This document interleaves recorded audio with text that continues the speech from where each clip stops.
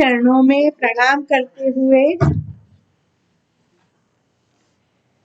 पातंजल योग सूत्र, पहले तो एक बात याद कर देना, पातंजल योग सूत्र के दर्शन, पातंजल और महर्षि पतंजलि, हाँ, महर्षि पतंजलि, और उन्होंने जो दिया है ज्ञान वो है पातंजल योग दर्शन। लोग पतंजलि योग दर्शन कहते हैं, वो सही नहीं है। 43 तो મને પણ યાદ છે, કાઈ નહીં।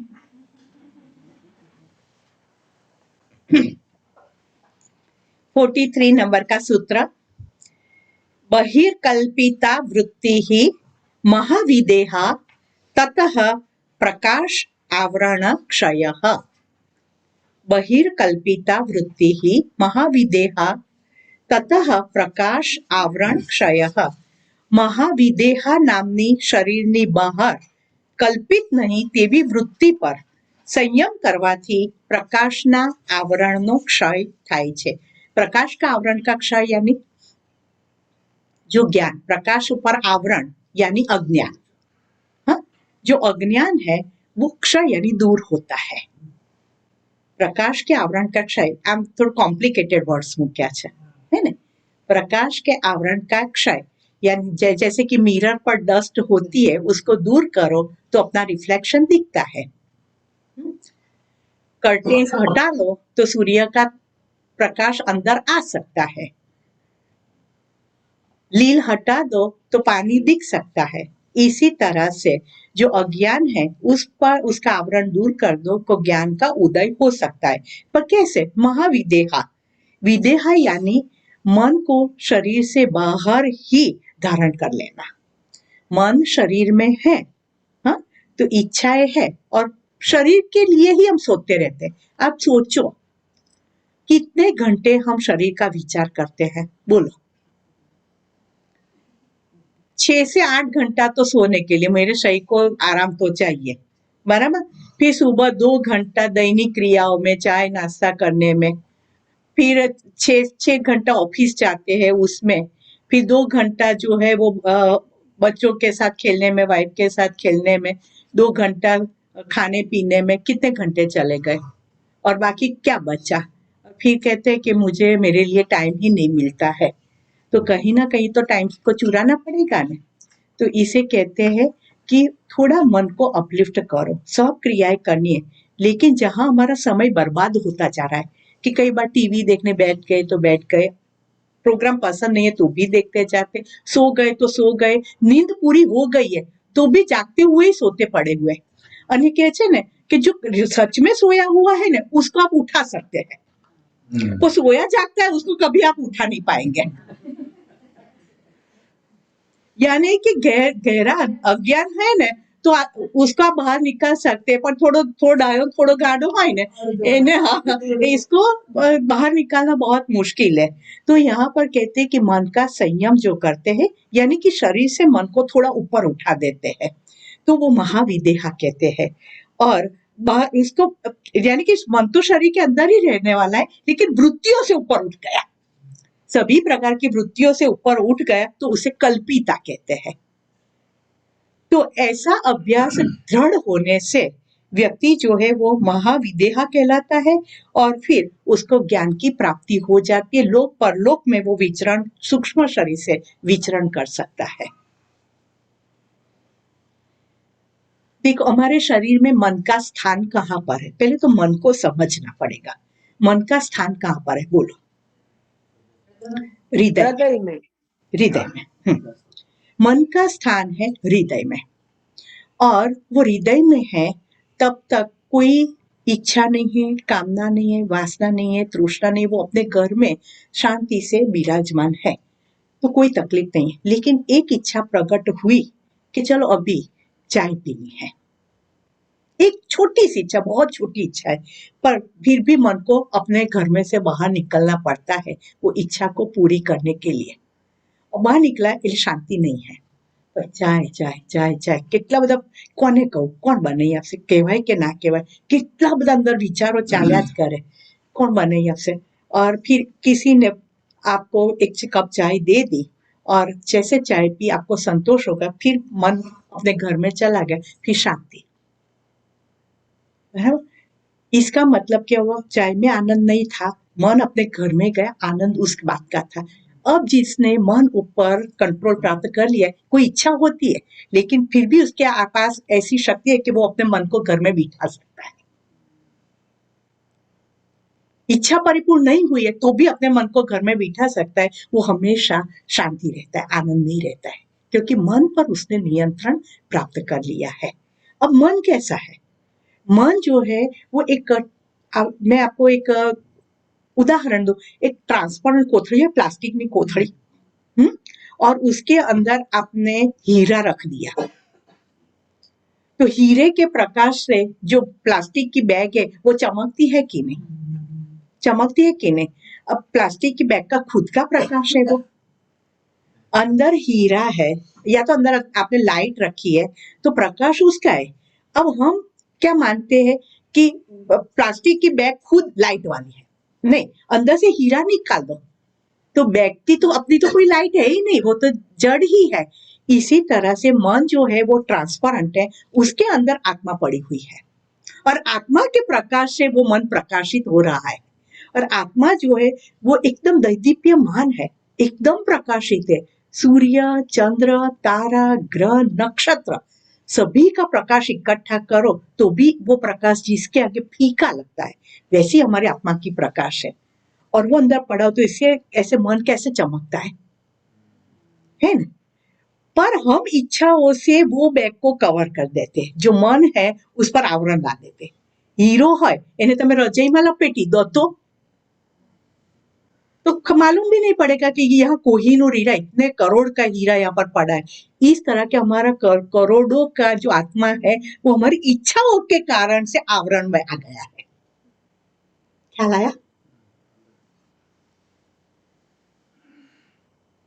और उसका प्रकाश इतना प्रकाशित होने के बावजूद भी उसका प्रकाश એટલે આપણે કે આત્મા કુંઠિત થઈ ગયો છે, अंदर कुंठित हो गया है और इच्छा एक के बाद एक आवरण बढ़ते ही जाते कम होने के बावजूद, और इसमें ही हम लिप्त रहते हैं।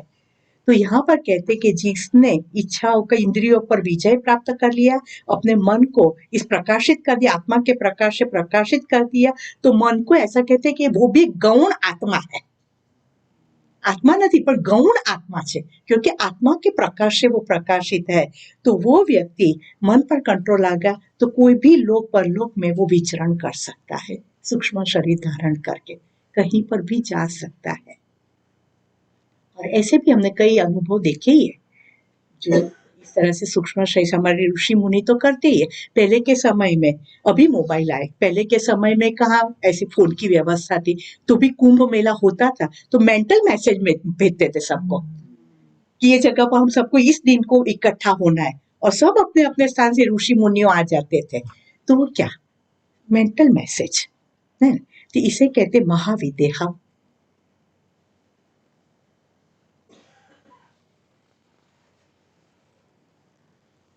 आपको एक प्रसंग, जो स्वामी शिवानंद जी महाराज के बाद जो अध्यक्ष बने स्वामी चिदानंद जी महाराज, वो भी बहुत ही कहते साक्षात नारायण का स्वरूप कहलाते थे। और उनको भी ध्यान करना वो बहुत अच्छा लगता था। और जब भी वो फॉरेन की टूर उनकी बहुत रहती थी, तो जब भी फॉरेन से वापस आए ना, तुरंत अपने गुरु के पास जाकर कहते थे अब मैं ध्यान करने के लिए कहाँ जाऊं। तो पूछते थे स्वामी जी, उनके स्वामी शिवानंद जी महाराज, क्यों ध्यान करने जाना है? कि स्वामी गुरुदेव, फॉरेन की जो भूमि है ना वो रजस भूमि है, और वहां जाके आते हैं तो सात्विकता लाने के लिए, रजस तो लगता ही है, तो सात्विकता लाने के लिए मुझे ध्यान करना पड़ेगा। तो स्वामी जी हमेशा कहते थे कि आपको रजस और तमस कभी स्पर्श नहीं कर सकता। तो कि नहीं नहीं स्वामी जी, आप वो कहते हैं लेकिन लोटो तो माजवो तो पड़े, तो ध्यान तो करना ही पड़ेगा। फिर स्वामी जी उनको कोई ना कोई जगह खुद बता देते कि एकांत में कहीं पर्वत पर जाकर ध्यान करो। तो एक बार उनको उत्तरकाशी में भेज दिया, एक पर्वत पर के वहां पर ध्यान करना। एक शिवलिंग था बहुत पुराना, तो उनके पास बैठकर वो ध्यान में लग गए, और ध्यान ऐसा लग गया, वैसे भी वो पर वैरागी थे, तो ध्यान ऐसा लग गया कि धीरे धीरे धीरे करके उनका ओरा विस्तृत हो, और उनको ऐसा लगा कि अब मेरी आत्मा, ये शरीर उनको बहुत छोटा पड़ता है और मुझे बस अब इस शरीर से निकल जाना चाहिए और विराट में चले जाना चाहिए। और वो जैसे ही तैयारी करते थे और उतने में उनके गुरुदेव का मैसेज आया, वापस आओ। वहां उनको ख्याल आ गया कि वो महाविद्या देह छोड़ने की तैयारी कर रहा है, वापस आओ। तुरंत गुरु के आदेश से तुरंत अंदर, जो विशाल में गए थे ना, तुरंत अंदर। और बारिश गिर रही थी बहुत, पर्वत पर से नीचे उतरना तो कितना मुश्किल होता है, तो भी गुरु के आदेश से वो ऐसे पर्वत लपसने रास्ता पर से नीचे उतर कर सीधा ऋषिकेश गए और गुरुदेव से जाकर मिले। और गुरुदेव ने तुरंत कहा कि अभी तुम्हें बहुत लोक कल्याण के कार्य करने हैं और तुम ऐसे कैसे जा सकते हो। क्यों मैसेज बोलो, कैंटेना केवा हसे बेजंडा। यही है। और उनके आदेश से इतनी उपलब्धि होने वाली थी कि वो बाहर निकल गए होते तो विराट में, वहां तो मोक्ष ही मोक्ष था। तो पर जैसे एक गुरु के आदेश से तुरंत अंदर के, चलो गुरु का आदेश है, ये करना है तो ये करना है करके। तो ये महाविदेहा शक्ति इसे कहते हैं कि शरीर से पर हो जाता है सब व्यक्ति। क्या 44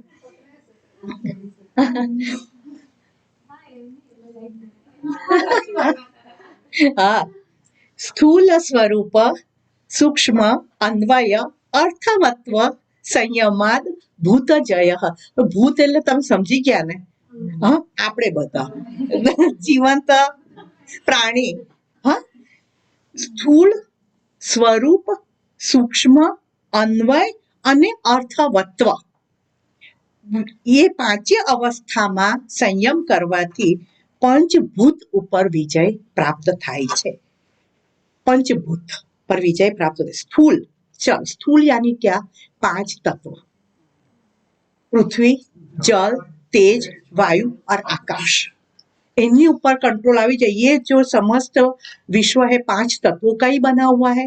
ये 5 तत्वों ऊपर जिसका कंट्रोल आ जाता है वो वस्तु का फेरफार कर सकता है। एप्पल में से चीकू, चीकू में से बनाना, कोई भी वस्तु को बदल सकता है। स्थूल स्वरूप यानी 5 भूत, ये जो 5 महाभूत है उसके अपने धर्म है। तो पृथ्वी का जो धर्म है वो है गंध, मैंने आपको कहा था पृथ्वी का जो है वो गंध है। जो जल है उसका है स्नेह, इमोशंस, लागणी। जल वહેતું હોય तो લાગણીઓ પણ વહેતી જ હોય। એટલા इसीलिए कहते, कोई कवि ने मस्त कहा है कि प्रेम रणने पण नदी बनावी શકે છે। प्रेम रणने पण नदी बनावी શકે છે।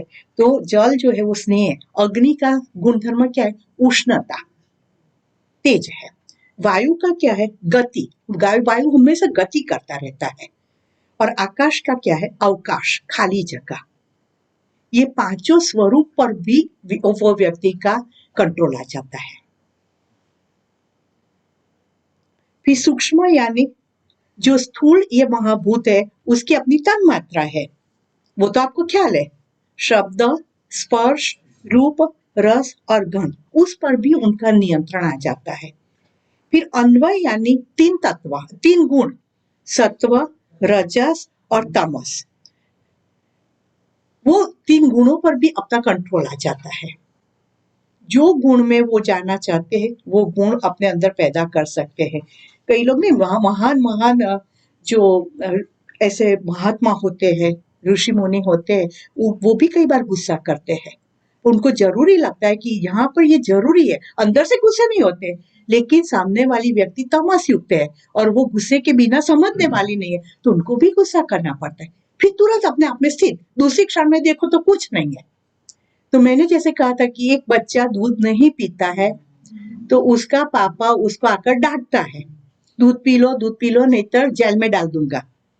दूसरा नहीं पीता है तो उसका पापा कहता है कि दूध पी लो तो तुम्हें अच्छा पेन दिला दूंगा। तीसरा बच्चा दूध नहीं पीता है तो उसको गोद में रखकर पापा कहते पहला नंबर रखना है ना, स्पोर्ट्स में आगे जाना है, दूध तो पीना पड़ेगा। ये 3 गुण, पहला तामसिक बच्चा, दूसरा राजसिक बच्चा, तीसरा सात्विक बच्चा। ऐसे ही लोग हमारे आजू बाजू है। तो ऋषि मुनि जो महात्मा ऐसे स्वामी जी होते, वो भी व्यक्ति के अंदर के तत्व को जान लेते कि कौन सा तत्व लेकर आया है, और उसके अनुसार वो बिहेव करते। गुस्से हुआ उसका मतलब वो व्यक्ति पर गुस्सा नहीं हुआ, समझ लो। बीच में जो तमस आता है उस पर गुस्सा है, वो तमस जाना चाहिए। बाकी व्यक्ति तो अच्छी ही है, पर तमस की वजह से उसके अंदर जो पैदा हुआ है, तो उसको तो सत्व, रजस और तमस तीनों गुणों पर उनका कंट्रोल आ जाता है। और अर्थवत्व, जो पुरुष यानी आत्मा, आत्मा ये मन बुद्धि चित्त अहंकार के संपर्क में आकर जो हम उसको अभिन्न मानते हैं और भोग की और उसको ले जाते हैं, उस पर भी उनका कंट्रोल आ जाता है। आत्मा और चित्त एक नहीं है, आत्मा और मन एक नहीं है। पर हम अपने संस्कार के अनुसार जो करते रहते हैं और आत्मा उसको साक्षी भाव से देखता जाते, तो हम ऐसा मान लेते कि आत्मा भी ये एंजॉय कर रहा है, आत्मा को भी उसमें उसी के श्रेणी में रख देते।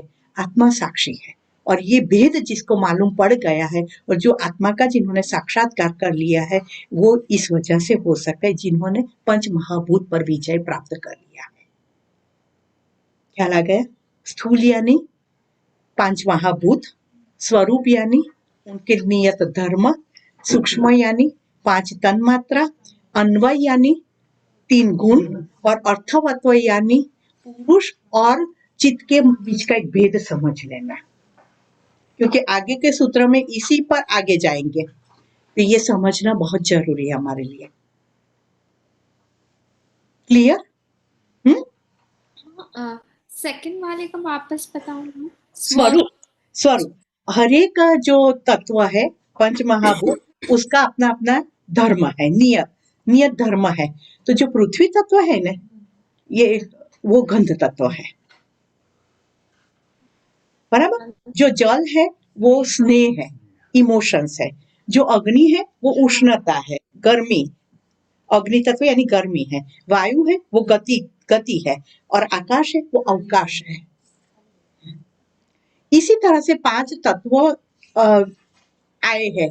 जैसे मैंने आपको नहीं बताया था कि ब्रह्म थे, वो सुषुप्ति में थे, और उनको सृष्टि का सर्जन का विचार आया, और उन्होंने अपनी ही शक्ति का आह्वान किया, जिसे हम माया कहते हैं या पुरुष और प्रकृति कहते हैं।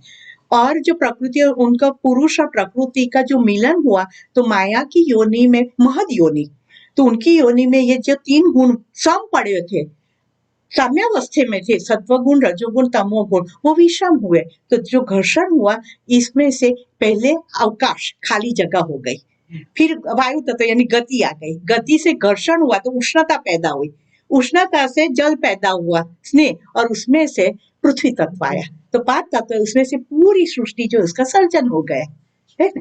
तो ये यहाँ पर कहना चाहते हैं कि ये इस सभी पर वो योगी का अपना नियंत्रण आ जाता है। 45 ततः अणिमा आदि प्रादुर्भावः काय संपत् तत्धर्म अनभिघातः च। अब ये भूत जय यानी ये सब पर जो जिसका नियंत्रण आ गया है, यहाँ महर्षि पतंजलि सिर्फ अणिमा के बारे में लिखा है। अणिमा वगैरह, अणिमा इत्यादि 8 सिद्धियों का प्रादुर्भाव होता है, शरीर संपदा बढ़ती है, और भूतों के धर्म जो है वो उसमें बाधक नहीं बनते हैं। तो अणिमा वगैरह 8, तो 8 सिद्धियां कौन सी है वो हमें जानना चाहिए। जब हम योग के क्षेत्र में हैं, तो जो नियमित रूप से योग करते हैं, तो उनको 8 सिद्धि प्राप्त होती है। एक है अणिमा, अणिमा का अर्थ होता है शरीर को एकदम सूक्ष्म कर देना, सूक्ष्म कर देना।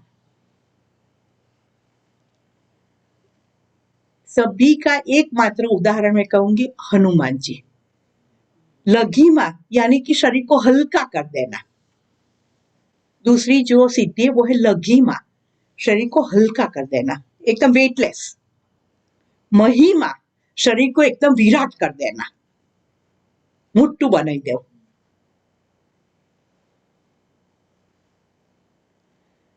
आपको मालूम है ना कि जब दरिया कूदना था सीता जी को देखने के लिए, तब उन्होंने, हनुमान जी ने पहले तो अपने शरीर का लघिमा, उड़ने के लिए एकदम हल्का कर दिया। बीच में जब आप कोई भी अच्छे कार्य के लिए जा रहे हैं तो ऑब्स्टिकल्स तो आने ही वाले हैं। तो सबसे पहला ऑब्स्टिकल कौन सा आया? सुरसा। सुरसा आई और उसने उनको खाने के, वो हवा में से आई थी, उड़ के आई थी, तो खाने के लिए उन्होंने मुंह खोला तो हनुमान जी ने विराट विराट विराट महिमा बड़ा स्वरूप धारण कर दिया कि जिसे उसका मुंह छोटा पड़े, तो वो भी अपना मुंह बड़ा बड़ा बड़ा बड़ा करते गए। तो फिर हनुमान जी ने अणिमा छोटा सा समझा कि उसके मुंह में से बाहर निकल गए कि खा लिया बस जाओ, है ना। तीनों सिद्धियां के उन्होंने उसमें उपयोग किया है, बराबर। फिर प्राप्ति, एक चौथी सिद्धि है प्राप्ति, जो पदार्थ की इच्छा है उसे प्राप्त कर लेना।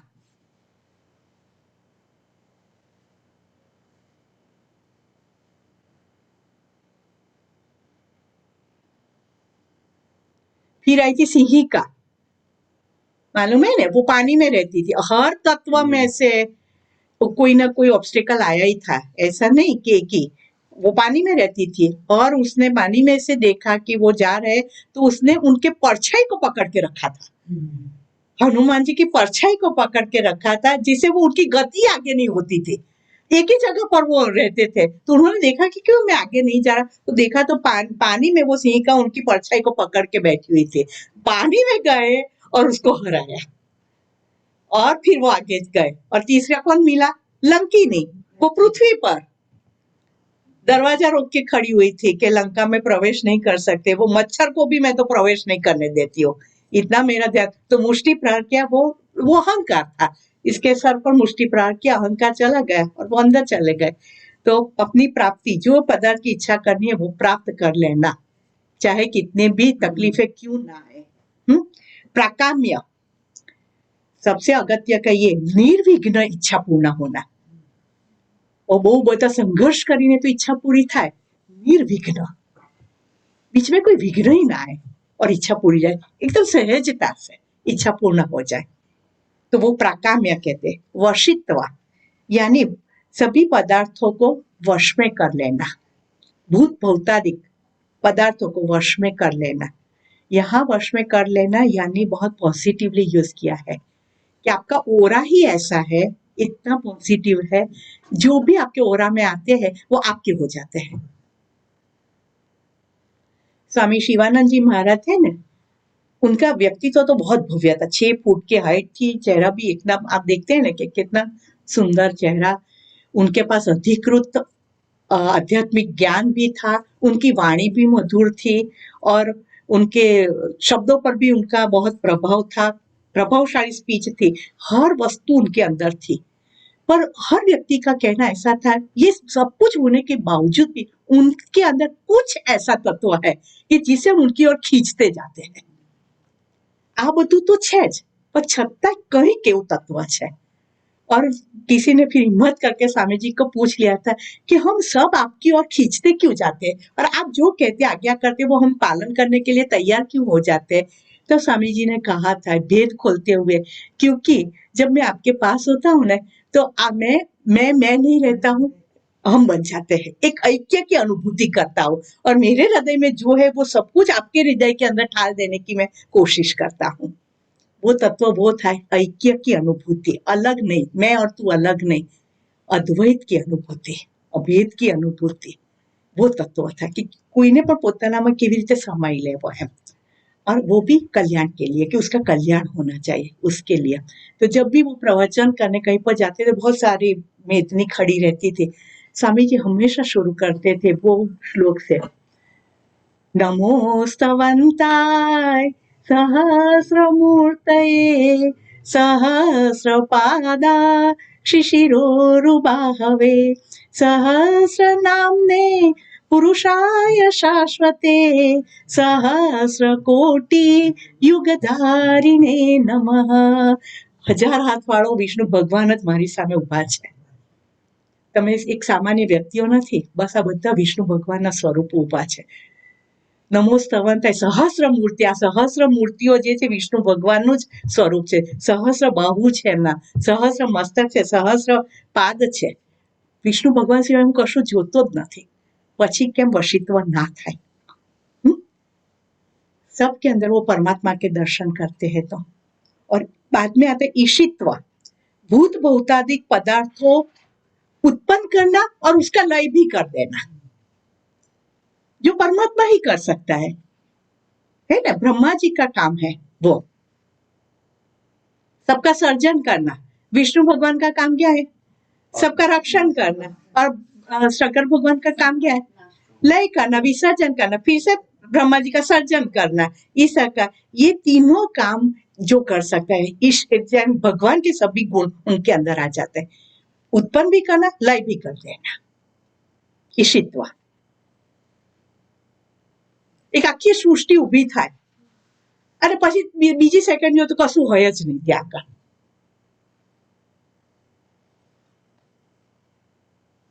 नरसिंह मेहता ने अनुभव नहोतो कराया, रासलीला के दर्शन कराए उनको।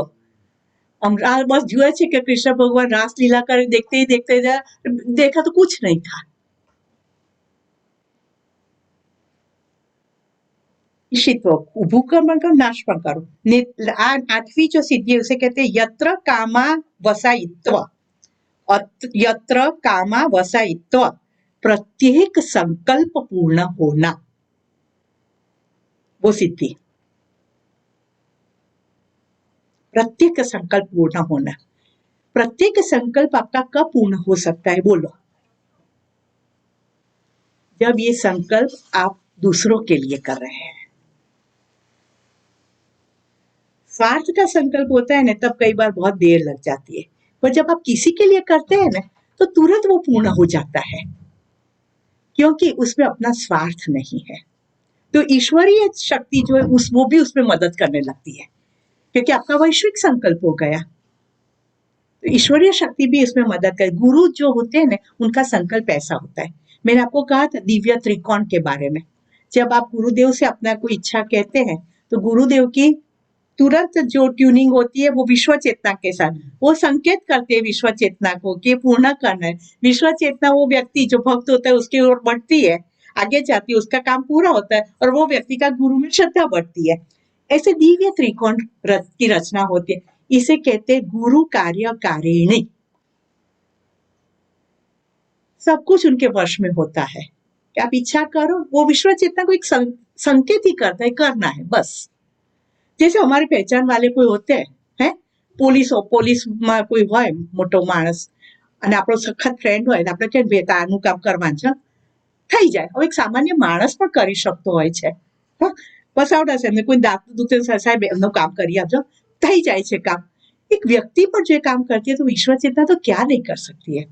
और इस व्यक्ति में ऐसी सिद्धि आ जाती है कि वो विश्व चेतना को संकेत करता है और काम सिद्ध हो जाता है, और व्यक्ति की गुरु में श्रद्धा बढ़ती है, पर उसको मालूम है करने वाला मैं नहीं हूँ, वो है ना।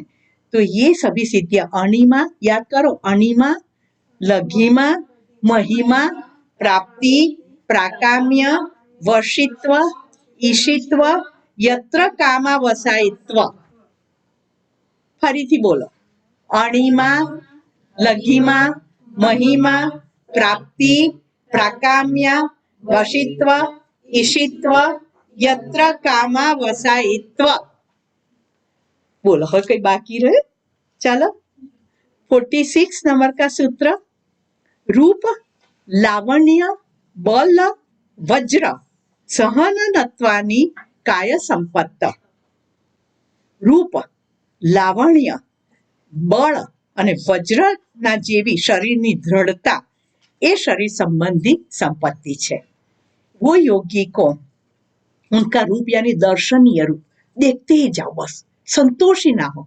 घणी व्यक्ति ने આપણે જોયા જ કરીએ સાંઈ બાબા તમે કેમ જોયા જ કરીએ, આપ સંતોષ જ ના થાય કે હવે તમે નજર હટાઈએ, એ સંતોષ ऐसा दर्शनीय स्वरूप हो जाता है। फिर तेजस्वी, लावण्य यानी तेजस्वी स्वरूप, अंदर से तेज प्रकट अंदर से तेज बाहर निकलता है, परम तेजस्वी। इनका ओरा ही इतना तेजस्वी होता है कि आप इनके अंदर खो जाते हैं। वो हमने दर्शन किए, जो स्वामी चिदानंद जी महाराज आश्रम में आए थे ना, सोनल खबर है ना, तो उनकी तो बहुत साधना बढ़ी, तो उन्होंने 5000 लोग थे, उनको उन्होंने प्रवचन दिया, फिर वो वापस आए थे। अब क्या है लोगों का कि ऐसे बड़े संत आते हैं तो लोग बहुत उनके पास जाते हैं, तो हमारे स्वामी जी कहा था कि उनको प्रोटेक्ट करके ले आना, तो सबने ऐसे चैनल बनाई थी, साकड़ बनाई थी और सब। तो जैसे ही चिदानंद स्वामी जी आए, हमने देखा तो जैसे अंदर बॉडी दिखता ही नहीं था, एक प्रकाश का गोला, येलो कलर का जैसे प्रकाश का गोला हमारी तरफ आ रहा है, ये आंखों से हमने देखा है सबने, बीच में बॉडी दिखता ही नहीं था। ऐसा तेजस्वी शरीर हो जाता है वो योगी का, तेज तेज तेज। फिर बड़, ताकत बहुत होती है, वो तो कुछ खाते भी नहीं थे। उन्होंने तो एक ग्लास रखा था, चंदन का ग्लास रखा था, उसमें खाना लेते थे, એટલો ગ્લાસ એની અંદર ખાવાનું કે જે દાળ કે ભાત જે લેવું હોય, અને પછી એક वो आज खा लिया ने, फिर उसको ऊपर से घीस देने का, એટલે ग्लास नानो नानो नानो नानो थतो जाए, जितना ग्लास है उतना ही खाने का। इतना खाते थे तो भी बड़, ताकत, जबरदस्त शक्ति, और वज्र जैसा दृढ़, जहां पर बैठे तो बैठे। इसको પાણી, છાસનું પાણી અને બહુ જ પાકી ગયેલું કેળું, જે આપણે તો ફેંકી દઈએ, એવા આધા કેળા, બસ ઇतना ही खाता। છાસનું પાણી ઉપરથી આપણે છાસ જાડી નહીં, ઉપરનું પાણી નીકળે તે જ, એવું જ ખાતા। પણ જબરજસ્ત શક્તિ અને વજ્ર જેવું શરીર, બેઠા એટલે બેસી ગયા, પછી તમે એને હલાઈ ના શકો। અવાજ તો આમ માઇકની જરૂરત નહીં, ऐसी ताकत, कितने भी चाहे लोग क्यों ना हो, ऐसे आवाज में बोल सकते थे।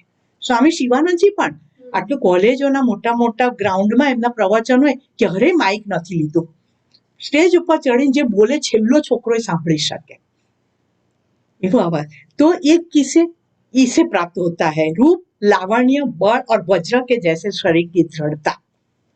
ઉઠાડી ના શકો તમે એમને, ખસ તો કહી જ ના શકે કોઈ માણસ કે ખસતું અહીંથી, એવી દૃઢતા, તો પગમાં પડવું જ પડે। 47 ગ્રહણ, સ્વરૂપ, અસ્મિતા, અન્વય, અર્થવત્વ સંયમાત ઇન્દ્રિય જયઃ। ગ્રહણ, સ્વરૂપ, અસ્મિતા, અન્વય, અર્થવત્વમાં સંયમ કરવાથી ઇન્દ્રિય જય થાય છે। ઇન્દ્રિય જય સાંભળો ને એટલે સમજી જાણો કે સાક્ષાત્કાર, परमात्मा साक्षात्कार अथवा आत्मज्ञान। अब ग्रहण, ग्रहण यानी इंद्रियों की जो विषय की और की प्रवृत्ति है उस पर संयम, जो विषय में जाती है, आंख जो है उसको देखना है, कान है उसको सुनना है, नाक जो है उसको स्मेल करना अच्छी अच्छी, मुंह है उसको बातें ही करते रहना है, कान है उसको सुनते ही रहना है, उसमें से नियंत्रण, प्रत्याहार, पाछू खेची लेવું, नियंत्रित करी लेवी, ग्रहण। स्वरूप એટલે કે सामान्य रूप से इंद्रियों का जो प्रकाशत्व है, नेत्र जो है ना उसका स्वरूप है नेत्रत्व, देखना। हाँ? नाक का है तो वो है गंधत्व, स्मेल आती जाती है। मुंह का है रसत्व, आपको टेस्ट मिलता ही जाता है जो खाते। कान का है शब्दत्व, सुनाई देता है। और जो स्किन है उसका है स्पर्शत्व, वो जो सभी उसके अंदर का जो प्रकाश है, तो वो प्राण के आंख है, मैंने आपको कहा था आंख है इसके लिए नहीं दिखता है, उसके पीछे एक प्राण तत्व काम करता है, प्रकाश तत्व काम करता है, इससे आंख देख सकती है। कान है इसलिए सुनाई नहीं देता है, इसके पीछे एक प्राण शक्ति काम करती है, एक आत्मा का प्रकाश काम करता है, इससे हमारी जो श्रवण इंद्रिय, श्रवण होने की क्षमता है हमारी। गंध है उसके पीछे भी एक आत्मा का प्रकाश काम करता है, प्राण तत्व काम करता है, इससे स्मेल आता है। मुंह है इसके पीछे भी एक प्राण शक्ति काम करते है, इससे टेस्ट आता है। और स्किन है इसके पीछे भी एक प्राण शक्ति काम करते है, इससे स्पर्श का अनुभव होता है। ये 5 जो शक्तियां है, जो इसके पीछे हमें लगता है कि सभी इंद्रिय इंडिपेंडेंटली काम करती है, स्वतंत्र रूप से काम करती, ऐसा नहीं है। इसके पीछे भी आत्मा का प्रकाश, प्राण शक्ति काम करती है, इसकी वजह से वो अपना कार्य कर सकते, उस पर कंट्रोल प्राप्त करना, यानी कि प्राण ऊपर नियंत्रण प्राप्त करना। यानी नेत्र का है नेत्रत्व, तो वहां वो प्राण पर विजय प्राप्त कर लिया, फिर क्या देखना है क्या नहीं देखना है, कैसी मेरी दृष्टि होनी चाहिए, देखते हैं लेकिन इसमें विकार नहीं है, सुनते हैं लेकिन वो પોઝિટિવલી લેते सब कुछ, એનાથી એટલા બધા સેન્સિટિવ નહીં કે બધી વાતમાં મને દુઃખ જ થયા કરે, तो इस पर उसके पीछे जो प्राण काम करते हैं उस पर नियंत्रण प्राप्त कर लेना। तो सब इंद्रिय पॉजिटिवली काम करते तो वो कहीं पर बंधन नहीं होता है आपका। फिर अस्मिता यानी कि अहंकार आगे आ गया हमें। अस्मिता यानी अहंकार, इंद्रिय बहिर्मुख है, इससे मन भी बहिर्मुख होता है, इससे एक अहंकार आता है। मन का स्वभाव है कि अहंकार का, मैं हूं, बस मैं आई सभी जगह पर आई होता है और आई ही दुखदायक है। आईनेस आता है तब दुख आता है। रावण के 10 मस्तक थे, बहुत सारी बुद्धि थी, बहुत सारा बल था, बहुत बड़ा शिव भक्त था, लेकिन उसकी एक ही मजबूरी थी, वो था अहंकार। और अहंकार की वजह से ही उसका विनाश हुआ, नहीं तो उसके अंदर भी बहुत सारी शक्तियां थी। वो सबसे बड़ी शक्ति ये थी कि उसने सीता ने हाँ नहीं बोला है तब तक उसको टच नहीं किया है उसने। वो बताता है कि उसके अंदर एक प्योरिटी थी, भले चाहे ले गया लेकिन उस पर उसने जबरदस्ती नहीं की है, जब तक तुम अपनी इच्छा से मेरे पास नहीं आती हो। रोज जाकर मनाता था, आ जाओ मेरी बन जाओ, मेरी बन जाओ, नहीं टच किया था। शक्ति थी लेकिन अहंकार था, और अहंकार की वजह से जो जो अहंकार का केंद्र है वही केंद्र आत्म साक्षात्कार का है। अहंकार उछलता रहता है तो आत्म साक्षात्कार का बीज जो है नीचे दब गया है। जैसे अहंकार चला गया, क्षण में पान भाई कहते हैं बिजली के चमकार में सुई सुई के उसमें धागा परो लो, इतनी क्षण लगती है ना। अस्मिता और अन्वय, सत्व रजस तमस, मैंने कहा आगे के सूत्र है उसके कनेक्शन भी आगे आएंगे। अन्वय आया था तीनों गुण, तो सत्व रजस तमस जो तीनों गुण इंद्रियों में समाहित है उस पर विजय प्राप्त कर लेना। 3 गुणों की वजह से हर एक इंद्रिय अपना अपना कार्य करती है। सत्व गुण होता है तो वो आनंद में रहती है, प्रकाश है, दिव्यता है, भव्यता है। रजस है तो स्वार्थ है, और तमस है तो क्रोध है, बराबर। तो उस पर कंट्रोल प्राप्त कर लेना। और अर्थवत्व यानी कि पुरुष भिन्न है ये अंतःकरण से, इंद्रियों से, सभी से, ये शरीर से ये भिन्न है, वो तत्व को जान लेना। हाँ, जो संयम होता है, धारणा ध्यान और समाधि, तो अपने आप इस प्रकार की सिद्धियां अंदर आने लगती है अपने आप। 48 ततः मनोजवित्व विकरण भावः प्रधान जयः च। इंद्रिय जयથી મનોજવિત્વ, વિકરણ ભાવ અને પ્રધાનનો જય થાય છે। શબ્દો સમજવા જેવા છે। इंद्रिय जय तो आपने समझ लिया कि सभी इंद्रियों पर नियंत्रण, जय यानी नियंत्रण प्राप्त करना। तो इससे क्या प्राप्त होता है? मनोजवित्व, એટલે કે मन की जैसी गति है वैसी गति शरीर की हो जाती है। मन की तो कैसी गति है? प्रकाश की गति से ज्यादा गति से वो तो दौड़ सकता है ना। અત્યારે અહીંયા છે ને બીજી ક્ષણે ન્યુઝીલેન્ડ, ત્રીજી ક્ષણે યુએસએ, ચોથી ક્ષણે ઓસ્ટ્રેલિયા, માનસીન ઘેર, અને શરીરને લઈ જવું હોય तो मन जहाँ जाता है वहां इतनी तीव्रता से शरीर भी गति कर सकता है। ऐसी ऐसी अंदर सिद्धि प्राप्त हो जाती है। किसे होती है? ग्रहण में संयम करने से। ग्रहण यानी आगे आया इंद्रियों की विषय तरफ की जो वृत्ति है उसको नियंत्रित कर देने से इतनी शक्ति आ जाती है कि मननी गतिથી શરીર જઈ શકે, આમ રોકેટની જેમ જાય। વિકરણ ભાવ, શરીરની અપેક્ષા વિના इंद्रियों में काम करवानी शक्ति।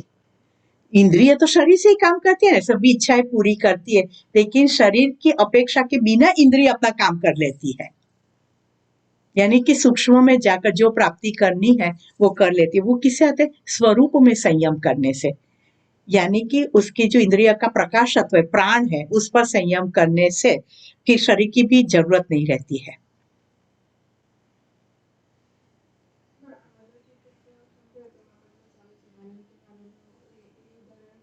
हाँ, अच्छा ही जाए। तो ऐसा शिवानंद स्वामी जी का अनुभव है, जो मनोजवित्व कहते हैं ना, कि स्वामी शिवानंद जी महाराज की बहुत भक्त स्त्री थी, उसका नाम सुंदरी था और वो डॉक्टर सर्जन थी। और उसको स्वामी जी भी डॉक्टर रह चुके थे, तो बहुत सारा नॉलेज भी उनसे मिला था। और उनको जब भी उनकी कोई सर्जरी आती थी तो वो स्वामी जी के आशीर्वाद लेकर ही जाती।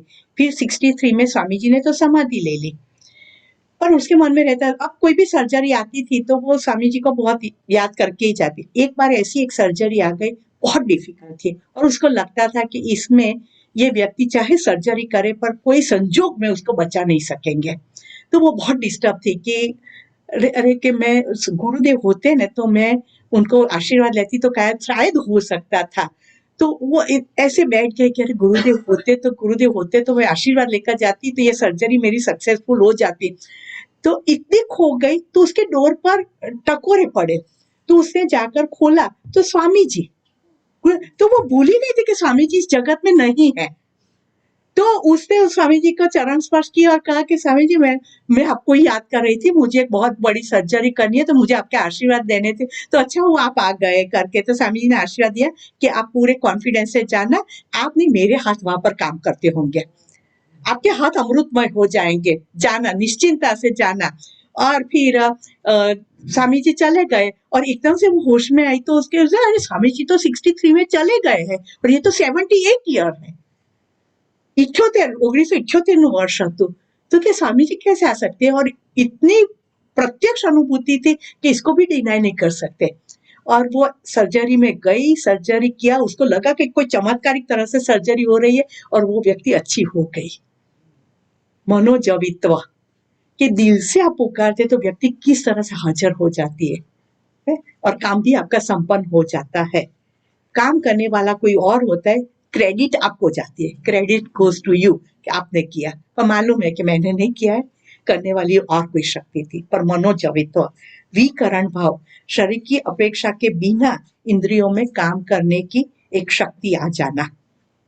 ऐसा दूसरा भी अनुभव है कि स्वामी जी कभी फॉरेन नहीं गए थे, लेकिन स्वामी जी के बहुत सारे फॉरेन के भक्त थे और वो लोग कोई ना कोई तरह से उनके पुस्तकों के माध्यम से कि कोई ना योग के माध्यम से इस तरह से उनसे जुड़े हुए थे। और फॉरेनर हम देखते हैं ना कि उनको एक बार श्रद्धा आ जाती है ना, फिर वो अखंड हो जाते हैं। हमारे जैसा नहीं कि एक में से दूसरे में से तीसरे में હવે આ બરાબર નથી, હવે આ બહુ મહાન વ્યક્તિ છે, તો હવે આ બરાબર આ મહાન વ્યક્તિ છે, એવી રીતે શ્રદ્ધા ડગુમગુ ના થાય એ લોકોની। આમ લાગી ગઈ તો બસ લાગી જ ગઈ। तो एक कपल था, तो उनके अंदर बहुत स्वामी जी के प्रति श्रद्धा थी। तो एक बार वो कार लेकर निकले थे और कार का कुछ ऐसा एक्सीडेंट हुआ कि सीधी कार पर्वत पर से खाई में गिरी और बच गए, खाई में नीचे गए, बच गए। और वो स्त्री, हस्बैंड वाइफ जा रहे थे, वो स्त्री ने कहा हमारा अनुभव ऐसा था कि जैसे खाई में गिरी मुझे गुरुदेव याद आए। और आप बिलीव नहीं करेंगे कि जैसे हमारे बीच में, मेरे और मेरे हस्बैंड के बीच में कोई आकर बैठ गया, मुझे ऐसे खींचना पड़ा।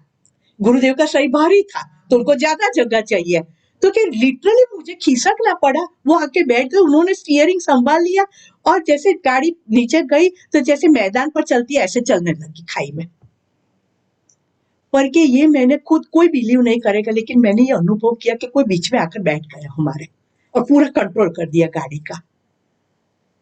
एक लड़का, स्वामी जी, शिवानंद स्वामी जी उसके घर ही, उनके घर में अहमदाबाद में ही, उनके घर में बड़ौदा से अहमदाबाद आ रहे थे उनके घर पे, और उत्तरायण का समय वो दिन था और आ रहे थे गाड़ी में, उनके साथ और 4-20 भक्त थे उनके, और वो सब बातें कर रहे थे, कुछ महत्वपूर्ण बातें चलती थी आश्रम के बारे में। और एकदम से स्वामी जी ने कहा स्टॉप, और वो एकदम से आंख बंद करके बैठ गए। और लोगों को भी लगा इतनी महत्वपूर्ण बातें और ऐसा क्या है।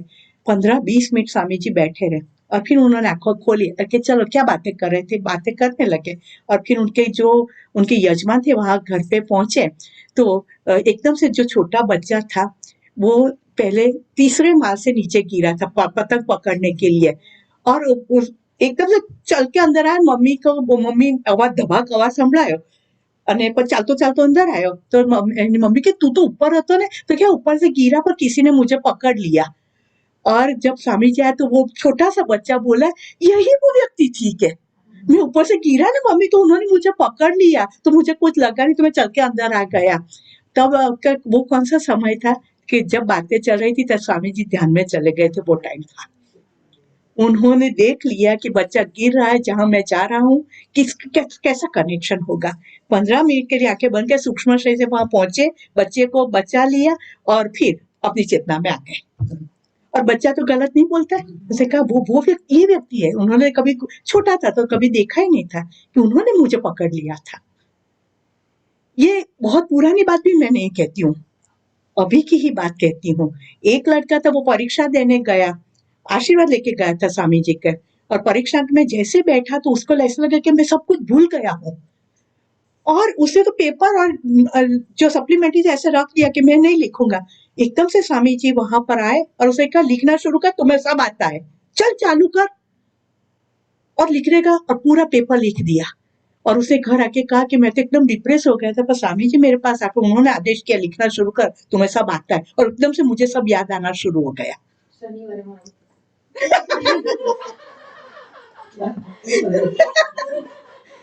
कहते हैं शनिवार को ऐसा ही होगा।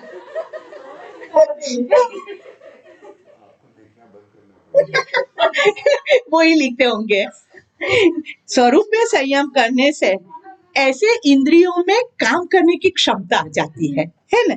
और પ્રધાન જય, પ્રકૃતિના વિકારોને વશ કરવાનું સામર્થ્ય। प्रकृति में तो सभी प्रकार के विकार है। जो महत तत्व आया, इसमें से अहंकार आया, इसमें से सत्व रजस तमस आया, इसमें से पातर मात्रा आई, इसमें से तत्व आया, इसमें से पूरी सृष्टि आई, स्थूल पदार्थ आए। इस सब में हमारा नियंत्रण आ जाता है, इसे कहते हैं प्रधान जय। प्रकृति के विकारों को वश करने का सामर्थ्य वो किससे आता है? अस्मिता, अन्वय और अर्थवत्व में संयम करने से। सिद्धियां जो जितेंद्रिय पुरुष है ना, जिन्होंने अपनी इंद्रियों पर विजय प्राप्त कर लिया, उसे ही प्राप्त होती है, इतना समझ लो। सब में आता है इंद्रिय जय, इंद्रिय जय, इंद्रिय जय। जो इंद्रिय के शिकार है उसको एक भी सिद्धि, चाहे कितना पूरी जिंदगी योग ना करते रहे, आसन प्राणायाम, लेकिन प्राप्ति नहीं होती है। पर ये धीरे धीरे करके क्रमशः, आगे हमने देखा ना, क्रमशः ये इसकी ओर आप गति कर रहे हैं। तो योग शास्त्र में ये 3 प्रकार की जो सिद्धि बताई ना, मनोजवित्व, विकरण भाव और प्रधान जय, जो हमने देखी ना, उसे कहते हैं मधु प्रतीका। मधु यानी मध, और प्रतीका यानी प्रतीक, सिंबल।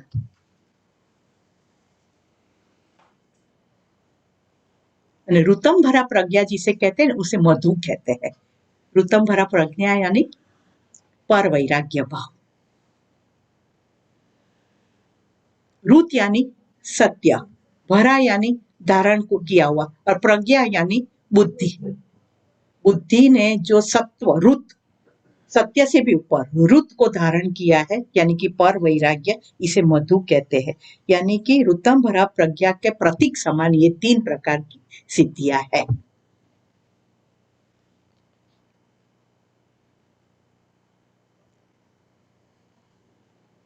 आनंद आता है सुनने में?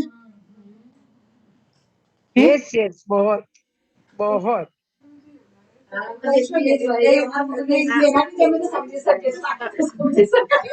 તમે જ્યારે બોલો ને તો એટલું ઈઝી લાગે, કાલથી કરી જ દઈએ, પણ જ્યારે અપ્લાય કરો ને 0.1% બી ઈઝી નથી। पर ऐसा विचार आता है बेटा, वही बहुत है कि ऐसा विचार तो आया। वो स्वामी शिवानंद जी सब जब किसी को वस्त्र देते थे सन्यास के, तब लोग कहते थे कि स्वामी जी મનમાં તો હજી બહુ ઈચ્છાઓ પડેલી છે, આ क्या વસ્ત્રો પહેરીને શું કરવાનું હતું? કે એને વસ્ત્ર પહેરવાનું મન થયું ને, એ જ બહુ મોટી વાત છે। એક દિવસ તમે ભગવું વસ્ત્ર ધારણ તો કરી જુઓ શરીર પર, એક દિવસ તો કરી જુઓ। એટલે बहुत ડિફિકલ્ટ, વિચાર આના બી बहुत મુશ્કેલ है। આપણે એટલા બધા ભોગમાં પડેલા છે, वो વિચાર પણ ના આવે। આવ્યો એ જ બેટા बता कि इसकी ओर की प्रगति है ना? हाँ, और होगी, बराबर, कृपा है तो होगी जरूर। तो यहाँ पर आज हम पातंजलि योग सूत्र के विभूति पाद के 48 सूत्र हमने कंप्लीट किए। उसके कितने हैं? 55। चलो, ओम पूर्णमदा पूर्णमिदं पूर्णात् पूर्णमुदच्यते पूर्णस्य पूर्णमादाय पूर्णमेवावशिष्यते। ઓમ શાંતિ શાંતિ શાંતિ હરિ ઓમ શ્રી ગુરુભ્યો નમઃ હરિ ઓમ. એક મિનિટ